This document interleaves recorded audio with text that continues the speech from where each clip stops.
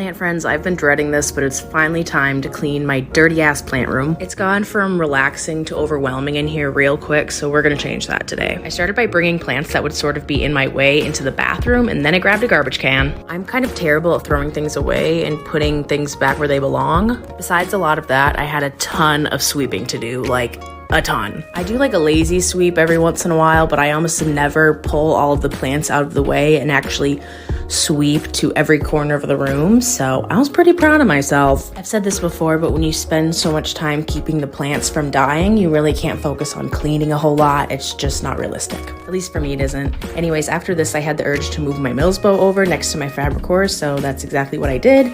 I'm still not sure how I feel about it. Let me know what you think. And I won't lie, this actually took me 2 whole days to do because I take like a million breaks. Finishing this TikTok was probably my main motivator. Anyways, I found an old dirty canvas and my old Mills bow instructions that I probably do not need. It's like a treasure hunt. Oh, and I did tip over propagation and spill it everywhere, of course. My last step was to get all this junk in the closet where the mice hang out and, you know, utilize all the space we have. And get ready, because it's the final reveal. Not sure how I did that with my voice, but look, I can open the door. It's so clean. There's no dirt. I could probably fit a chair in here and actually hang out with my plants. Anyways, thank you for helping. Love you, love you, love you. Bye.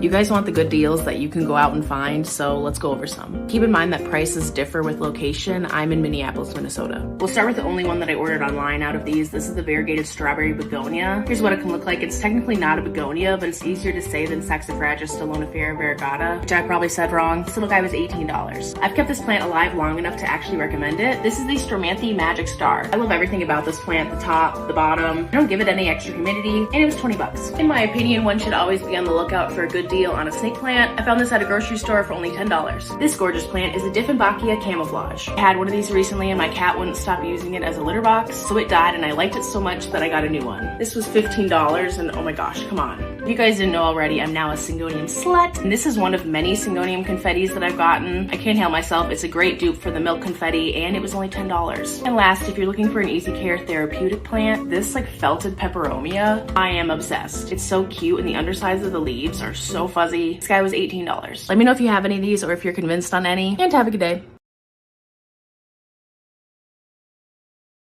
Hi friends, this is a bit of a follow-up from my last video where I showed my most expensive plants, but this is going to be plants I got for free. I did not steal them. I do not condone stealing plants. These were either so graciously gifted or I traded for them. First up, this little booby cactus. I traded a Monstera albo node for it. I love this big thaumatophyllum. I believe I traded a little Syngonium ice frost for it. This silver stripe and variegated string of hearts I believe were all cuttings from random trades or from friends. I actually traded a painted lady cutting for my variegated heartleaf philodendron. I believe both my Syngonium albos were gifted from people that I trade with. This Begonia maculata was free because it was kind of a fixer-upper. This Philodendron Rio was gifted, as well as this beautiful Doc Block Anthurium. I technically traded a little cutting from my Poo Poo Princess for this Philodendron Jose, but at the time it was just one leaf. I traded a Philodendron 69686 for these whale fins. Almost a year ago I was gifted this Philodendron Ring of Fire. One time I accidentally dropped it and ripped off 3 leaves and cried for an hour. I think I traded a bag of Leca for this Philodendron Campo. I have 3 Monstera albo projects. This is just 2 of them. I was gifted one and traded a Philodendron painted lady cutting and a Syngonium pink splash for the other. I traded an Anthurium radicans ex luxurians for this beautiful pink princess. And last, probably one of the most generous gifts I've ever gotten, a fabulous Monstera Thai constellation. I think it's Loving Leca because this is what it looked like in July. Plants that were passed on to me or traded mean a lot more to me than any plant that I could buy. And keep in mind, plant prices fluctuate, so unfortunately some of the trades I mentioned are a little unrealistic. I personally believe in plant for plant trading. If I have something you want and you have something I want and we're both willing to give them up, never mind the value, there's no reason why we shouldn't be able to trade those. Let me know your most treasured free plant in the comments and have a good day.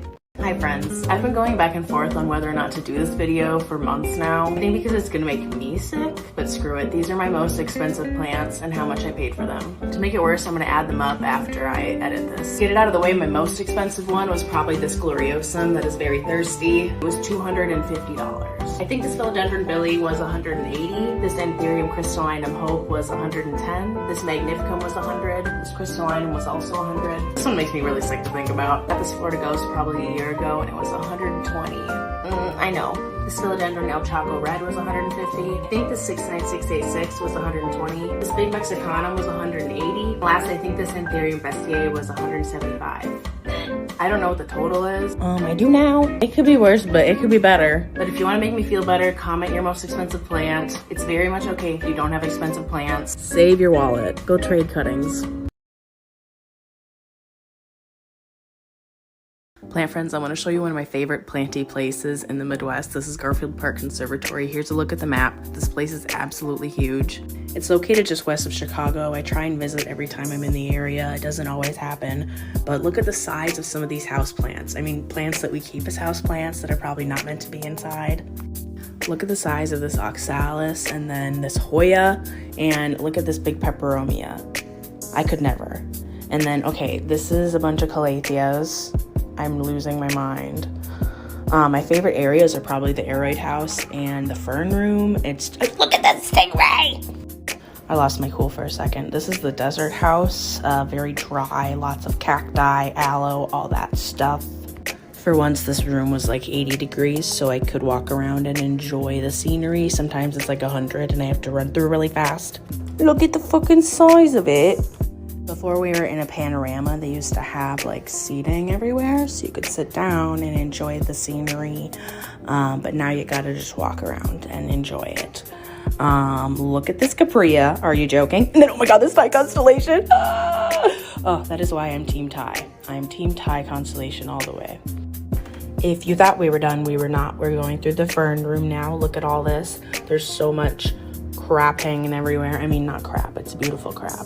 There's moss, and then there's a big rabbit's foot fern here. Are you joking? Oh, beautiful. I came here with a couple of friends, including my podcast pal, Brandon. You may have seen him at the beginning. We have a goofy little podcast called Where Are We Growing? And we appreciate everybody for listening. You guys rock. Anyways, if you're ever in the Chicago area or just driving through, I highly recommend checking out Garfield Park Conservatory, okay? They also have a big carnivorous bog outside if you come when it's warm out, which when I filmed this it was, and now it's negative 15 degrees out. I'm not even kidding, okay? Bye, love you. Hi plant friends. Let's just ignore how I look and sound. I've been a little under the weather the last week, but thankfully I tested negative for COVID. A lot of you wanted to know what the heck is pon. Pon is a mineral substrate completely meant to replace soil. Similar to leca, it adds a lot of airflow for your plants, so it can prevent things like disease and rot. This is typically what it's made out of, things like pumice, lava rock, and slow release fertilizer. So no, you do not have to add nutrients. You'll usually see them in self-watering pots like this, but it doesn't have to be that fancy. I personally like having them in clear pots so I can monitor the roots. If you are a plant parent throwing away plastic cups, you're doing it wrong. We do not waste. If you've been looking for a sign to try pon, this is it. I can promise you it is way easier than soil.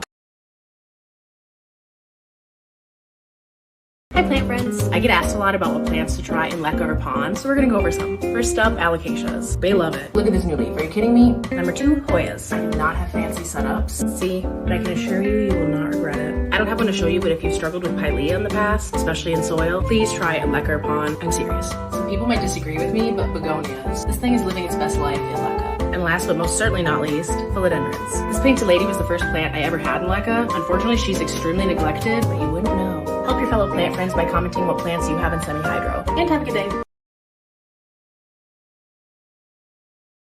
Hi plant friends. Quick question. Do you know what an internode is? An internode is that space between each leaf or node. It's a really good indicator for how leggy or bushy your plant will be. This Florida green has pretty sizable internodes, so it has outgrown a pole like twice. My glad hands has a lot shorter internodes, so it'll appear a lot bushier. Besides variegation, the Thai constellation and albo monsteras can actually be distinguished from their internodes. Traditionally, albos have longer ones and Thai constellations have shorter ones. Even crawlers have internodes. And when it's time to propagate your plant and people tell you to chop below the node, you're technically chopping the internode.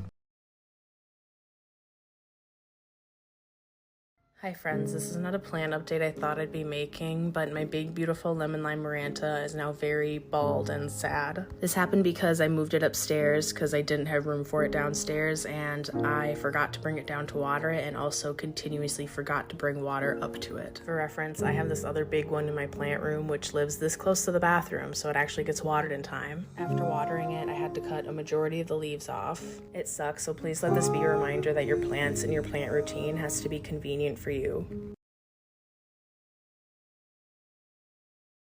Hello plant friends. I know this is a long time coming, but we're finally talking about fertilizer. You might be thinking, Nicole, it's winter, why are you fertilizing? A lot of you guys know I have a lot of plants living in moss. This is dry. If I go through winter not fertilizing them, they're not gonna be happy with me. Hopefully this doesn't come as a shocker, but I'm actually really lazy about fertilizing. Like I don't really measure it. I get asked about these a lot. I personally don't use fertilizer sticks anymore. They don't dissolve well and it's just kind of gross. I use either a liquid or a powder, which you can turn into a liquid. So I either put a little bit into my watering can or I'll sprinkle a little bit on top, and I can actually see it coming out with the water, so I know it's going through the pot, which is what we want. These powders are from Perky Plant. They're actually local to me, but you can get them online in my bio. And yes, it's organic. I promise you fertilizer is nothing to stress about. Have a good day. Hey friends, today we're talking variegated string of hearts. I'm putting this one on a trellis I got from Anya Garden to hopefully hide some of the bald spots it's got going on. You're gonna wanna let this plant dry out completely and pay attention to how thin the hearts are feeling. When they're thirsty enough, they look and feel like it. This plant does need a good amount of light to thrive, and you wanna make sure that it's hitting the top of the plant, not just the side. Mine's actually living in my greenhouse in hopes of her leaves turning a little bit more pink. They don't necessarily need that extra humidity, and I also don't fertilize them very much. These guys are a lot easier to care for than people make them seem. You just gotta make sure you're not overwatering. I'm in love with how this ended up looking. Hearts on a heart, how can you beat that? We're actually gonna do a little doodle in our plant journal from Anya Garden. Let me know what you think of my drawing, unless you're gonna be mean. If you guys want your own journal or trellis, you can use code FRIEND10 for 10% off Anya Garden. If you're watching this, I hope you have a good day. Hey plant friends, it's been a while since I've unboxed something on camera, and because it's dropping into the 20s, this is probably one of the last boxes I'll be getting for the year. This was sent to me by a very special shop, Greenhouse Goodies. Let me show you the 3 plants I bought from them before. My big Caprea, Anthurium forgetii, and Philodendron rugosum. This will probably be the coolest Anthurium I ever have. I'm not ready. His hand. That is how you package a plant. Okay, you get the first look. Oh my god.